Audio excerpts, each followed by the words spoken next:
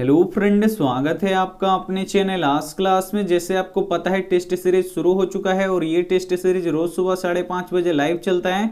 तो रोज सुबह 5:30 बजे लाइव आप हमसे जुड़ के अपना टेस्ट दे सकते हैं। और आज की इस वीडियो में सभी विषयों से 30 महत्वपूर्ण ऑब्जेक्टिव प्रश्न लिया गया है। और ये जो 30 ऑब्जेक्टिव प्रश्न है ये बोर्ड एग्जाम 2021 के लिए काफी महत्वपूर्ण है। तो प्लीज आप लोग वीडियो को शुरू से लेकर अंत तक देखिएगा और चैनल को सब्सक्राइब नहीं किए तो चैनल को सब्सक्राइब भी कर लीजिएगा। साथ में बेल आइकन को ऑल पे भी दबा लीजिएगा ताकि जब भी क्लास हो तो आपके पास नोटिफिकेशन पहुंचता रहे।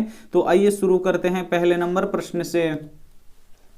पहला नंबर प्रश्न है कि इनमें से कौन प्रकाश संश्लेषी अंगक है। इसमें से आपको बताना है कि कौन प्रकाश संश्लेषी अंगक है। ए ऑप्शन है हरित लवक, बी ऑप्शन है पत्ती, सी ऑप्शन है स्टोमेटा, डी ऑप्शन है जड़। तो इसमें से आपको बताना है कि कौन प्रकाश संश्लेषी अंगक है। तो जो हरित लवक होता है ये क्या होता है, प्रकाश संश्लेषी अंगक होता है। ये आपको याद रखना है, यानी यहाँ पे ए ऑप्शन क्या हो जाएगा, यहाँ पे बिल्कुल ही सही हो जाएगा। और जो पेड़ पौधों की पत्तियां होती है वो हरी किसके कारण से दिखाई देती हैं, तो इसी हरित लवक के कारण से दिखाई देती हैं। तो ये भी साथ में आपको याद रखना है।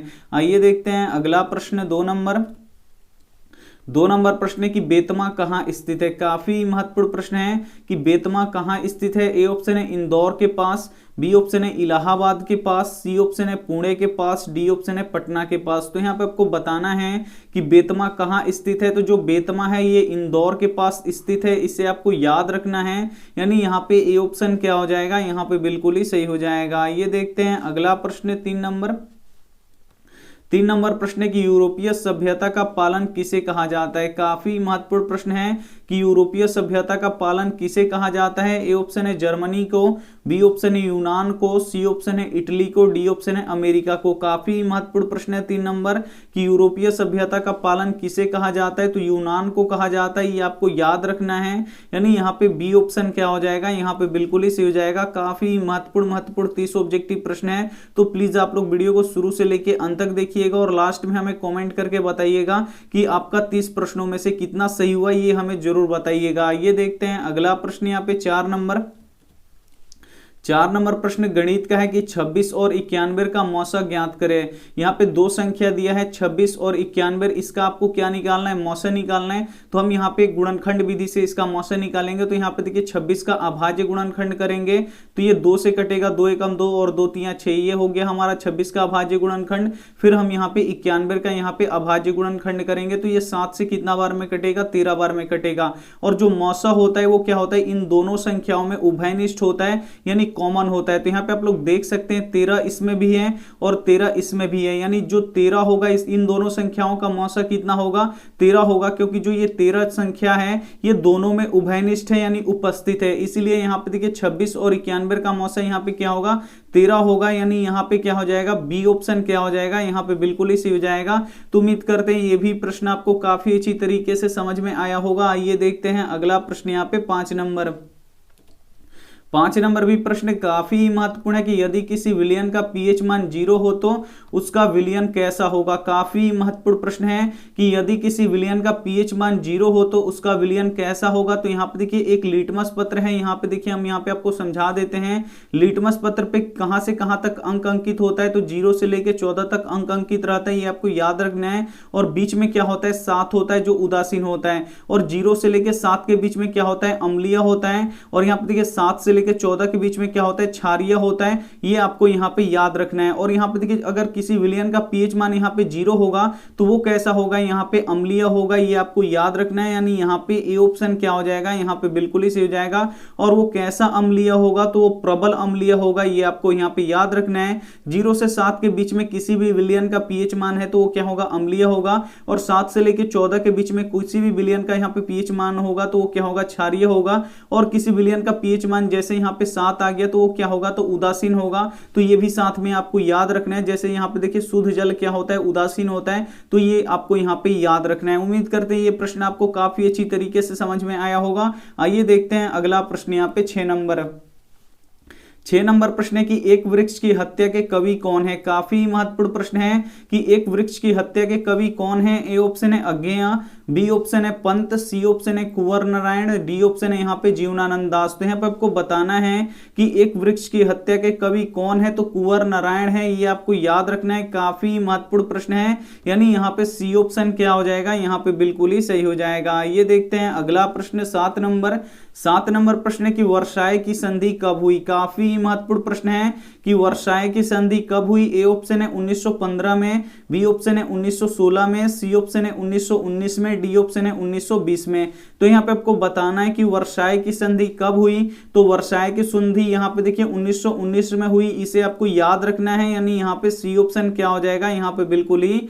सही हो जाएगा। काफी महत्वपूर्ण 30 ऑब्जेक्टिव प्रश्न है जो बोर्ड एग्जाम 2021 के लिए काफी महत्वपूर्ण है। तो एक भी प्रश्न आप लोग स्किप मत कीजिएगा, शुरू से लेके अंत तक आप लोग टेस्ट दीजिएगा और लास्ट में हमें कमेंट करके बताइएगा कि आपका 30 प्रश्नों में से कितना सही हुआ, ये आप हमें कमेंट करके जरूर बताइएगा। ये देखते हैं अगला प्रश्न 8 नंबर प्रश्न है कि किसी पुरुष को मृत्यु आने की जानकारी मिल जाती है। काफी महत्वपूर्ण प्रश्न है कि किस पुरुष को मृत्यु आने की जानकारी मिल जाती है। ए ऑप्शन है साधक को, बी ऑप्शन है असाधक को, सी ऑप्शन है मूर्ख को, डी ऑप्शन है राजा को। तो यहाँ पे आपको बताना है कि किस पुरुष को मृत्यु आने की जानकारी मिल जाती है। तो जो साधक पुरुष होते हैं इनको मृत्यु आने की जानकारी मिल जाती है, ये आपको याद रखना है। यानी यहाँ पे ए ऑप्शन क्या हो जाएगा, यहाँ पे बिल्कुल ही सही हो जाएगा। और इसमें से जो भी प्रश्न आपको याद नहीं है तो प्लीज आप लोग उसे लिख के जरूर याद कर लीजिएगा और साथ में रिवीजन भी करते रहिएगा। ये देखते हैं अगला प्रश्न 9 नंबर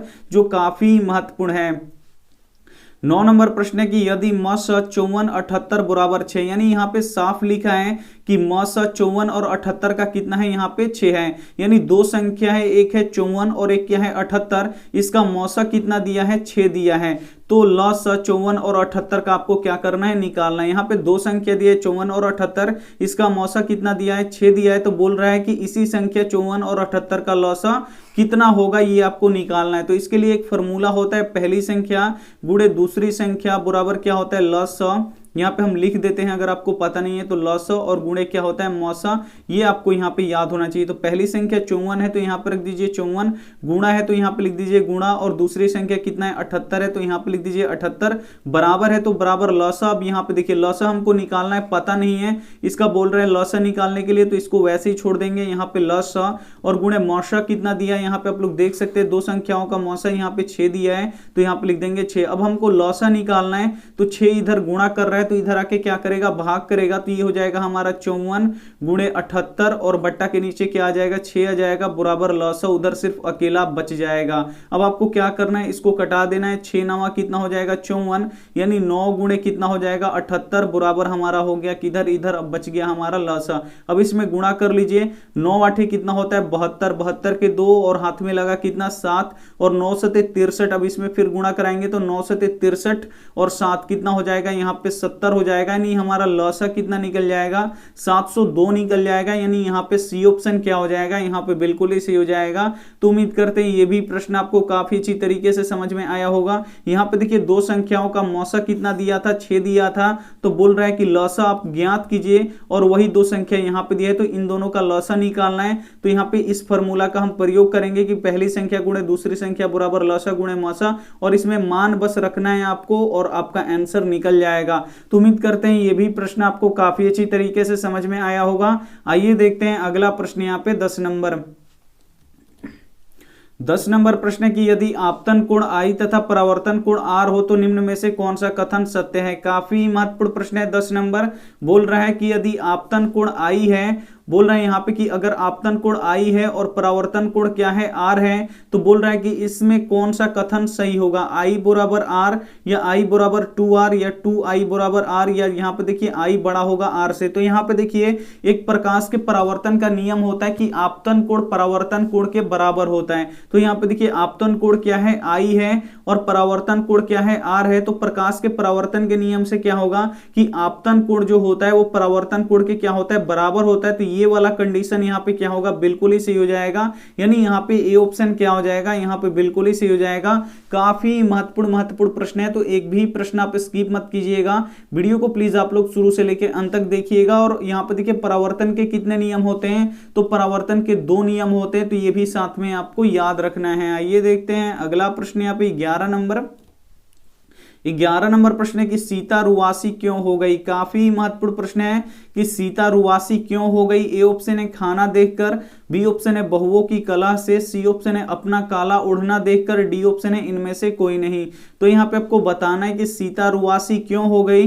तो अपना काला ओढ़ना देखकर सीता रुवासी हो गई, ये आपको याद रखना है। यानी यहाँ पे सी ऑप्शन क्या हो जाएगा, यहाँ पे बिल्कुल ही सही हो जाएगा। और सीता के कितने बेटे थे, तो 3 बेटे थे, तो ये भी साथ में आपको याद रखना है। आइए देखते हैं अगला प्रश्न यहाँ पे 12 नंबर भी प्रश्न काफी महत्वपूर्ण है कि संपूर्ण क्रांति का नारा किसने दिया। काफी महत्वपूर्ण प्रश्न है कि संपूर्ण क्रांति का नारा किसने दिया। ए ऑप्शन है जवाहरलाल नेहरू ने, बी ऑप्शन है जयप्रकाश नारायण ने, सी ऑप्शन है राम मनोहर लोहिया ने, डी ऑप्शन है इनमें से कोई नहीं। तो यहाँ पे आपको बताना है कि पूर्ण स्वराज का नारा किसने, यहाँ पे संपूर्ण क्रांति का नारा किसने दिया था, तो जयप्रकाश नारायण ने दिया था, ये आपको याद रखना है। यानी यहाँ पे बी ऑप्शन क्या हो जाएगा, यहाँ पे बिल्कुल ही सही हो जाएगा। ये देखते हैं अगला प्रश्न यहाँ पे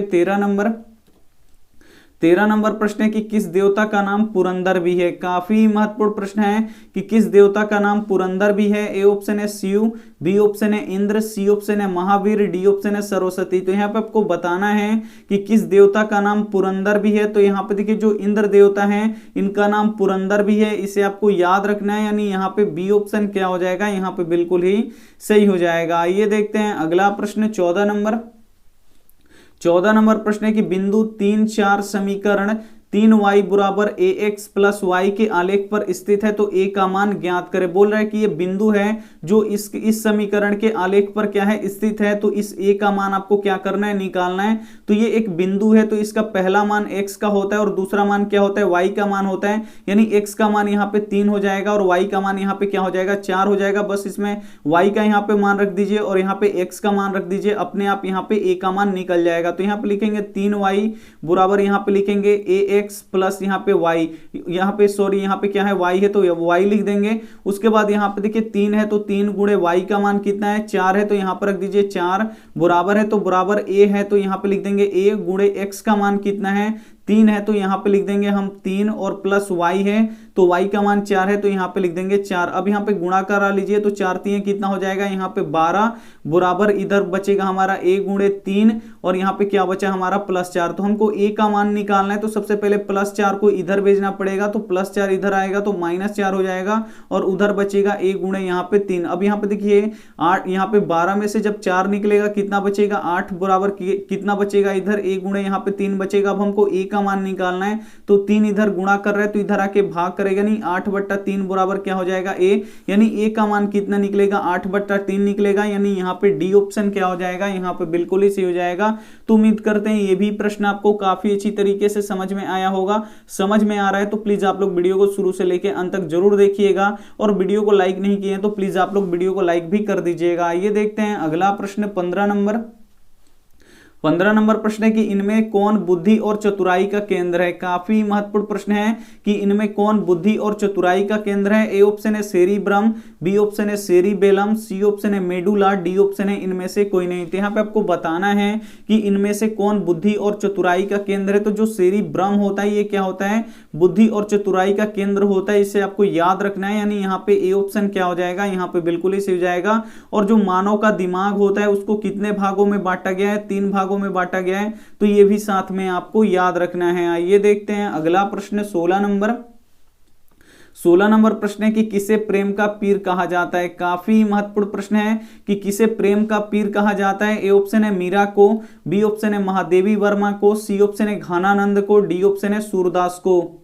16 नंबर प्रश्न काफी महत्वपूर्ण है कि किसे प्रेम का पीर कहा जाता है। तो घनानंद को प्रेम का पीर कहा जाता है, इसे आपको याद रखना है। यानी यहाँ पे सी ऑप्शन क्या हो जाएगा, यहाँ पे बिल्कुल ही सही हो जाएगा। ये देखते हैं अगला प्रश्न 17 नंबर प्रश्न है कि इटली के एकीकरण का तलवार कौन था। काफी महत्वपूर्ण प्रश्न है कि इटली के एकीकरण का तलवार कौन था। ए ऑप्शन है बिस्मार्क, बी ऑप्शन है कोसुथ, सी ऑप्शन है गैरीबाल्डी, डी ऑप्शन है नेपोलियन। 17 नंबर भी प्रश्न काफी महत्वपूर्ण है कि इटली के एकीकरण का तलवार कौन था। तो ये था गैरीबाल्डी, इसे आपको याद रखना है। यानी यहाँ पे सी ऑप्शन क्या हो जाएगा, यहाँ पे बिल्कुल ही सही हो जाएगा। ये देखते हैं अगला प्रश्न 18 नंबर प्रश्न है कि संसार में बच्चों का सच्चा रक्षक कौन है। काफी महत्वपूर्ण प्रश्न है कि संसार में बच्चों का सच्चा रक्षक कौन है। ए ऑप्शन है माता, बी ऑप्शन है पिता, सी ऑप्शन है भाई, डी ऑप्शन है बहन। तो यहाँ पे आपको बताना है कि संसार में बच्चों का सच्चा रक्षक कौन होता है। तो संसार में बच्चों का सच्चा रक्षक यहाँ पे माता होती है, इसे आपको याद रखना है। यानी यहाँ पे ए ऑप्शन क्या हो जाएगा, यहाँ पे बिल्कुल ही सही हो जाएगा। ये देखते हैं अगला प्रश्न 19 नंबर, जो काफी महत्वपूर्ण है और इसे काफी ध्यान से आपको समझना होगा। यहाँ पे देखिए अर्धवृत्त के केंद्र पर कितने डिग्री का कोण बनता है। यहाँ पे आपको बताना है कि अर्धवृत्त के केंद्र पर कितने डिग्री का कोण बनता है। यहाँ पे केंद्र का नाम लिया है कि अर्धवृत्त के केंद्र पर कितने डिग्री का कोण बनता है। तो अर्धवृत्त के केंद्र पर कितने डिग्री का कोण बनता है, तो 180 डिग्री का बनता है। ये आपको याद रखना है। यानी यहाँ पे ए ऑप्शन क्या हो जाएगा, यहाँ पे बिल्कुल ही सही हो जाएगा। अगर यही प्रश्न रहता कि अर्धवृत्त में कितने डिग्री का कोण बनता है, तो अर्धवृत्त में यहाँ पे देखिए कितने डिग्री का कोण बनता है, तो ये 90 डिग्री का कोण बनता है। तो ये आपको यहाँ पे याद रखना है। अगर यही रहता कि अर्धवृत्त के केंद्र पर कितने डिग्री का कोण बनता है, तो केंद्र पर बनेगा 180 डिग्री के, और यही केंद्र इसमें नहीं पूछा जाएगा। जैसे ऐसे हम प्रश्न बोल रहे हैं कि अर्धवृत्त में कितने डिग्री का कोण बनता है, तो अगर रहेगा कि अर्धवृत्त में कितने डिग्री का कोण बनता है, तो 90 डिग्री का बनता है। तो दोनों ही प्रश्न आपको याद रखना है, दोनों ही प्रश्न काफी महत्वपूर्ण है। अगर केंद्र का नाम लेगा तो 180 डिग्री, और केवल अगर बोलेगा कि अर्धवृत्त में कितने डिग्री का कोण बनता है तो 90 डिग्री। ये आपको यहाँ पे याद रखना है। आइए देखते हैं अगला प्रश्न 20 नंबर। 20 नंबर प्रश्न है कि वास्तविक सूर्योदय तथा आभासी सूर्योदय के बीच लगभग कितने समय का अंतर होता है। काफी महत्वपूर्ण प्रश्न है कि वास्तविक सूर्योदय और आभासी सूर्योदय के बीच लगभग कितने समय का अंतर होता है। 1 मिनट का, बी ऑप्शन है 2 मिनट का, सी ऑप्शन है 3 मिनट का, डी ऑप्शन है 4 मिनट का। तो वास्तविक सूर्योदय और आभासी सूर्योदय के बीच में लगभग कितने मिनट का अंतर होता है, तो 2 मिनट का अंतर होता है। इसे आपको याद रखना है। यानी यहाँ पे बी ऑप्शन क्या हो जाएगा, यहाँ पे बिल्कुल ही सही हो जाएगा। ये देखते हैं अगला प्रश्न 21 नंबर। 21 नंबर प्रश्न है कि सभ्य का विलोम क्या होगा। काफी महत्वपूर्ण प्रश्न है कि सभ्य का विलोम यानी उल्टा क्या होगा। ए ऑप्शन है कुसभ्य, सी ऑप्शन, यहाँ पे बी ऑप्शन है असभ्य, सी ऑप्शन है संस्कारहीन, डी ऑप्शन है यहाँ पे इनमें से कोई नहीं। तो यहाँ पे आपको बताना है कि सभ्य का विलोम क्या होगा, यानी सभ्य जो शब्द है इसका उल्टा क्या होगा, तो असभ्य होगा। इसे आपको याद रखना है। यानी यहाँ पे बी ऑप्शन क्या हो जाएगा, यहाँ पे बिल्कुल ही सही हो जाएगा। काफी महत्वपूर्ण 30 ऑब्जेक्टिव प्रश्न है जो बोर्ड एग्जाम 2021 के लिए काफी महत्वपूर्ण है। तो प्लीज आप लोग वीडियो को शुरू से लेकर अंत तक देखिएगा, और चैनल को सब्सक्राइब नहीं किए हैं तो चैनल को सब्सक्राइब कर लीजिएगा। साथ में बेल आइकन को ऑल पे दबा लीजिएगा, ताकि जब भी क्लास हो तो आपके पास नोटिफिकेशन पहुंचता रहे। तो आइए यहाँ पे देखिए 22 नंबर प्रश्न। 22 नंबर प्रश्न यहाँ पे देख लीजिए, राजनीतिक दलों का नींव सर्वप्रथम किस देश में पड़ी। काफी महत्वपूर्ण प्रश्न है कि राजनीतिक दलों की नींव सर्वप्रथम किस देश में पड़ी। ए ऑप्शन है ब्रिटेन में, बी ऑप्शन है भारत में, सी ऑप्शन है फ्रांस में, डी ऑप्शन है यूएसए में। तो यहाँ पे आपको बताना है कि राजनीतिक दलों का नींव सर्वप्रथम किस देश में पड़ी, तो ब्रिटेन में पड़ा। इसे आपको याद रखना है। यानी यहाँ पे ए ऑप्शन क्या हो जाएगा, यहाँ पे बिल्कुल ही सही हो जाएगा। ये देखते हैं अगला प्रश्न 23 नंबर। 23 नंबर प्रश्न है कि घर की लक्ष्मी कौन होता है। काफी महत्वपूर्ण प्रश्न है कि घर की लक्ष्मी कौन होता है। ए ऑप्शन है पुरुष, बी ऑप्शन है स्त्री, सी ऑप्शन है कवि, डी ऑप्शन है बालक। तो यहाँ पे आपको बताना है कि घर की स्त्री कौन होता है। तो घर की लक्ष्मी कौन होती है, स्त्री होती है। ये आपको याद रखना है। यानी यहाँ पे बी ऑप्शन क्या हो जाएगा, यहाँ पे बिल्कुल ही सही हो जाएगा। घर की लक्ष्मी कौन होती है, तो ये स्त्री होती है। इसे आपको याद रखना है। यानी यहाँ पे बी ऑप्शन क्या हो जाएगा, बिल्कुल ही सही हो जाएगा। ये देखते हैं अगला प्रश्न 24 नंबर। 24 नंबर प्रश्न है कि 2x + 3 का शून्य ज्ञात करें। तो ये देखिए एक रैखिक समीकरण है, और रैखिक समीकरण का शून्य कितना होता है, 1 होता है। तो इसका एक शून्यक निकलेगा, और बोल रहे हैं यहाँ पे कि 2x + यहाँ पे 3 का शून्यक निकालना है। तो बराबर के उधर क्या करना पड़ेगा, यहाँ पे 0 करना पड़ेगा। तो अब आपको क्या करना है यहाँ पे कि x का मान आपको क्या करना है, निकालना है। तो यहाँ पे देखिए सबसे पहले जो ये +3 है इसको क्या करेंगे, बराबर के उधर भेज देंगे। तो ये +3 बराबर किधर आएगा, तो -3 हो जाएगा। अब हमको x का मान निकालना है, लेकिन यहाँ पे 2 गुणा कर रहा है, तो ये 2 इधर आके क्या करेगा, भाग करेगा। यानी x बराबर क्या हो जाएगा, -3/2 हो जाएगा। यानी इसका जो शून्यक होगा वो क्या होगा, यहाँ पे -3/2 होगा। जो ऑप्शन नंबर बी क्या हो जाएगा, यहाँ पे बिल्कुल ही सही हो जाएगा। ये देखते हैं अगला प्रश्न यहाँ पे 25 नंबर। 25 नंबर प्रश्न है कि पराग कोश में पाए जाते हैं। काफी महत्वपूर्ण प्रश्न है कि पराग कोश में क्या पाए जाते हैं। ए ऑप्शन है दल पुंज, बी ऑप्शन है बाह्य दल, सी ऑप्शन है परागकण, डी ऑप्शन है स्त्री केसर। तो यहाँ पे आपको बताना है कि पराग कोश में क्या पाए जाते हैं, तो परागकण पाए जाते हैं, ये आपको याद रखना है। यानी यहाँ पे सी ऑप्शन क्या हो जाएगा, यहाँ पे बिल्कुल ही सही हो जाएगा। और जो परागकण होता है वो पुष्पों का नर भाग होता है, तो ये भी साथ में आपको याद रखना है। परागकोश में क्या पाए जाते हैं, तो परागकण पाए जाते हैं, ये आपको याद रखना है। आइए देखते हैं अगला प्रश्न 26 नंबर। 26 नंबर प्रश्न है कि दूर से, यहां पे देखिए दूर से कौन ललकारता है। काफी महत्वपूर्ण प्रश्न है कि दूर से कौन ललकारता है। ए ऑप्शन है दुश्मन, बी ऑप्शन है डाकू, सी ऑप्शन है वृक्ष, डी ऑप्शन है मां। तो यहां पे आपको बताना है कि दूर से कौन ललकारता है, तो वृक्ष ललकारता है, इसे आपको याद रखना है। यानी यहाँ पे सी ऑप्शन क्या हो जाएगा, यहाँ पे बिल्कुल ही सही हो जाएगा। ये देखते हैं अगला प्रश्न 27 नंबर। 27 नंबर प्रश्न है कि पृथ्वी पर ऊर्जा का विशाल स्रोत क्या है। काफी महत्वपूर्ण प्रश्न है कि पृथ्वी पर ऊर्जा का विशाल स्रोत क्या है। ए ऑप्शन है कोयला, बी ऑप्शन है पेट्रोल, सी ऑप्शन है सौर ऊर्जा, डी ऑप्शन है प्राकृतिक गैस। तो यहाँ पे आपको बताना है कि पृथ्वी पर ऊर्जा का विशाल स्रोत क्या है। तो पृथ्वी पर ऊर्जा का विशाल स्रोत क्या है, तो ये है यहाँ पे देखिए सौर ऊर्जा है। यानी यहाँ पे सी ऑप्शन क्या हो जाएगा, यहाँ पे बिल्कुल ही सही हो जाएगा। आइए देखते हैं अगला प्रश्न यहाँ पे 28 नंबर। 28 नंबर प्रश्न है कि रैखिक समीकरण का घात होता है। यहाँ पे आपको बताना है कि जो रैखिक समीकरण होता है उसका घात क्या होता है। तो रैखिक समीकरण का घात 1 होता है, इसे आपको याद रखना है।